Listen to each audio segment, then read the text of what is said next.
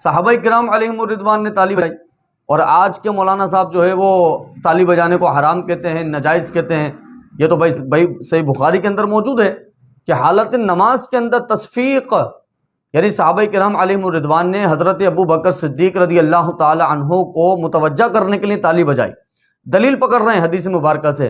اور اتنی بات یہ کہ حدیث کا نمبر بتا کے بخاری کا نام لے کر آگے بڑھ جاتے ہیں۔ سامنے والا کہتا ہے کہ ہاں یار یہ تالی بجانے کی دلیل تو بخاری کے اندر موجود ہے، اور یہ عمل تو صحابہ کرام علیہم الرضوان سے ثابت ہے۔ میں کہتا ہوں حضور والا، یہ صراحتاً علماء کے ساتھ اور جو علماء کی صحبت میں رہنے والے لوگ ہیں ان کے ساتھ زیادتی ہے، اور وہ لوگ کہ جو بخاری کو پڑھتے ہیں اور پڑھاتے ہیں، اب ان کے پاس جا کے بیٹھیں اور ان سے پوچھیں کہ مجھے واقعی یہ بخاری شریف کی تو یہ حدیث مبارکہ ہے کہ جس کے اندر یہ بیان کیا گیا ہے کہ صحابہ کرام علیہم الرضوان نے حضرت ابو بکر صدیق رضی اللہ تعالیٰ عنہ کو متوجہ کرنے کے لیے تالی بجائی، اس کا پس منظر کیا ہے؟ اور اس سے دلیل پکڑنا تالی بجانے کی اور کہنا کہ یہ آج کے مولانا جو ہیں وہ دین کے اندر شدت پیدا کر دیتے ہیں اور کہتے ہیں تالی بجانا حرام ہے۔ تو عالی صاحب پہلے تو یہ سمجھ لیں کہ تالی بجانے کا حکم کیا ہے۔ اعلیٰ حضرت امام اہل سنت نے تالی بجانے کو مکروہ لکھا ہے، اس کو بھی میں واضح کرتا جاؤں گا۔ پہلے آپ یہ حدیث مبارکہ کلیئر کرتے چلے جائیں کہ جو بطور دلیل پیش کی جاتی ہے، یہ صحیح بخاری کی حدیث مبارکہ ہے، حدیث نمبر 684 حدیث نمبر ہے، جو کہ امام بخاری نے کتاب الاذان کے اندر اس حدیث مبارکہ کو نقل فرمایا ہے کہ جب رسول اکرم صلی اللہ تعالی علیہ وآلہ وسلم ایک قبیلے کے درمیان صلح کرانے کے لیے گئے تو حضرت ابو بکر صدیق رضی اللہ تعالیٰ عنہ نماز پڑھانے کے لیے آگے بڑھ گئے، اور آپ نماز پڑھانے لگے کہ دوران نماز رسول اکرم صلی اللہ تعالی علیہ وآلہ وسلم تشریف لے آئے۔ اب صحابہ کرام علیہم الرضوان نے جب حضور کو آتے ہوئے دیکھا تو تمام صحابہ کرام علیہم الرضوان جو ہے وہ تصفیق کرنے لگے۔ تصفیق کیا ہوتا ہے؟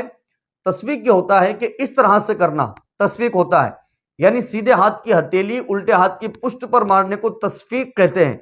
اور تالی بجانا عرف عام میں کیسے ہوتا ہے؟ وہ اس طرح سے ہوتا ہے، اس طرح سے تالی بجائی جاتی ہے، کوئی بھی اس طرح سے عرف عام میں اس کو تالی بجانا نہیں کہتا ہے۔ تو تصفیق صحابہ کرام علیہم الرضوان حضرت ابو بکر صدیق رضی اللہ تعالیٰ عنہ کو متوجہ کرنے کے لیے کہنے لگے۔ بس اتنی حدیث سنا کر سامنے والے کو دلیل دے دی کہ بھائی دیکھیں صحابہ نے یہ عمل کیا کہ نہیں کیا نماز میں، یہ والا عمل، اور اس سے آواز پیدا ہوتی ہے اور تالی میں بھی آواز پیدا ہوتی ہے۔ تو جب صحابہ نے عمل کر لیا ہے تو آج کے مولانا صاحب کیوں تالی کا منع کرتے ہیں؟ کہ اگر کوئی کسی کو لہو و لعب کے اندر کوئی میچ چل رہا ہے، گیم چل رہا ہے، کسی پارلیمنٹ میں بیٹھے ہیں، کوئی بات اچھی لگتی ہے تو تالی بجاتے ہیں، مولانا حکم لگا دیتا ہے کہ تالی بجانا مکروہ ہے، تالی بجانا مکروہ ہے، اور دلیل دے رہے ہیں کہ صحابہ نے بھی تو کیا، تصفیق کی، اور یہ بخاری کے اندر حدیث مبارکہ موجود ہے۔ میں کہتا ہوں حضور والا، آدھی حدیث سنائی آپ نے لوگوں کو، آپ مکمل حدیث سناتے اور اس حدیث مبارکہ کا آخری جملہ سناتے کہ فقال رسول اللہ صلی اللہ علیہ وآلہ وسلم، نماز کے بعد رسول اکرم صلی اللہ تعالی علیہ وآلہ وسلم وہ صحابہ جو تصفیق کر رہے تھے، تصفیق تالی آپ کے قول کے مطابق تالی جو آپ اس کو تالی سمجھ رہے ہیں، تالی ٹھیک، یہ تصفیق کر رہے تھے تو رسول اکرم صلی اللہ تعالی علیہ وآلہ وسلم نے ارشاد فرمایا کہ میں نے تم میں سے اکثر لوگوں کو تصفیق کے اندر مبالغہ کرتے ہوئے دیکھا ہے، یعنی زیادہ آواز پیدا ہو رہی تھی جب تم تصفیق کر رہے تھے تو اس میں زیادہ آواز پیدا ہو رہی تھی۔ آقا کریم صلی اللہ تعالی علیہ وآلہ وسلم نے ارشاد فرمایا تصفیق سے بہتر عمل،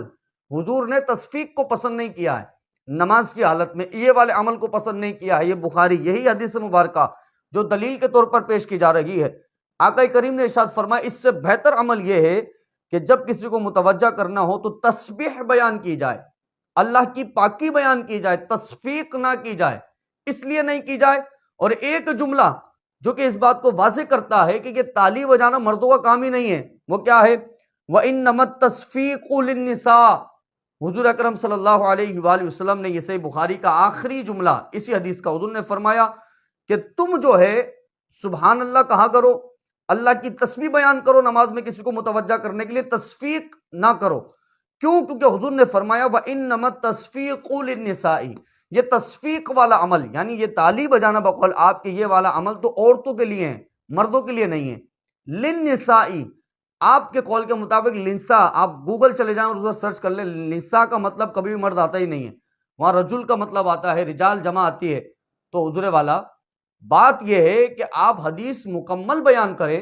اور آقا کریم صلی اللہ تعالی علیہ وآلہ وسلم نے جو مکمل بات کی ہے وہ بیان کریں۔ صرف اپنے قول کو ثابت کرنے کے لیے آدھی حدیث پڑھنا اور آدھی حدیث سے دلیل پیش کر دینا اور مکمل حدیث لوگوں میں بیان نہ کرنا، یہ سراسر زیادتی ہے۔ یہ عوام اہل سنت کے ساتھ بھی زیادتی ہے، یہ علماء کے ساتھ بھی زیادتی ہے۔ تو یاد رکھیے گا کہ اگر تصفیق بھی صحابہ نے کی نماز کے اندر، یعنی اس طرح سے صحابہ نے نماز میں عمل کیا، تو اس کو حضور نے پسند نہیں فرمایا، اور آقا نے واضح فرما دیا کہ تم تسبیح بیان کیا کرو اگر کسی کو اپنی طرف متوجہ کرنا ہو، اس لیے کیونکہ وَإِنَّمَا التَّصْفِيقُ لِلنِّسَاءِ کہ تصفیق جو ہے یہ عورتوں کے لیے ہے۔ اور اب آ جائیے کہ شرعی مسئلہ کیا ہے تالی کے حوالے سے،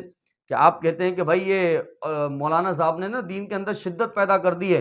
اور لوگ جو ہے کہاں سے کہاں پہنچ گئے، یہ مولانا ابھی تک تالی کے مسئلوں کو لے کے بیٹھے۔ تو آلے جاؤ حضور والا، مولانا نے دین میں کیا شدت پیدا کر دی؟ اعلیٰ حضرت امام اہل سنت الشاہ امام احمد رضا خان فاضل بریلوی رحمۃ اللہ تعالی علیہ ارشاد فرما رہے ہیں فتح و رضویہ کی 24ویں جلد صفحہ نمبر 91 میں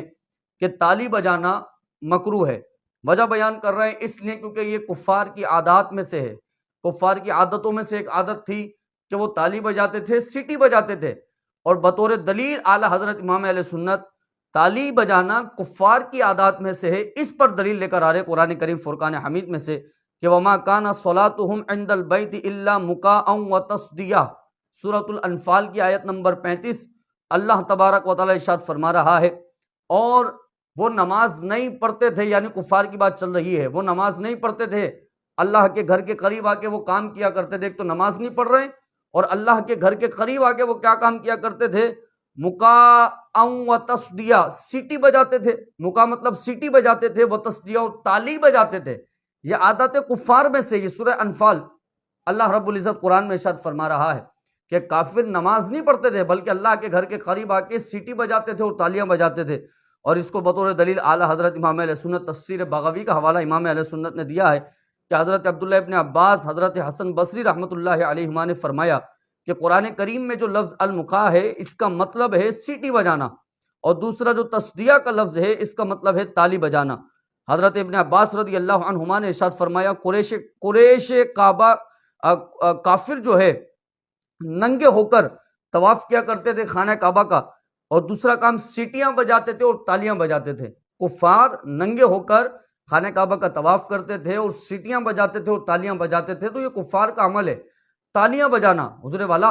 تو بات کریں علماء اگر کسی چیز کا منع کرتے ہیں تو یہ دین میں شدت نہیں ہے، اگر دین میں اس چیز کا منع ہے تو علماء منع کرتے ہیں، اور اگر وہ دین میں حلال ہے تو علماء حلال کہتے ہیں۔ اپنی ذاتی کوئی رائے نہیں ہوتی ہے کہ مجھے اگر کوئی چیز پسند ہے تو میں کہوں بھائی دین اسلام اس کو پسند کرتا ہے، یا مجھے کوئی چیز پسند نہیں ہے کوئی چیز تو میں کہوں بھائی دین اسلام بھی اسے پسند نہیں کرتا ہے، یہ تو زیادتی ہے، یہ تو اپنے مفاد کی بات کرنا ہے۔ تو بعض ایسے لوگ جو کہ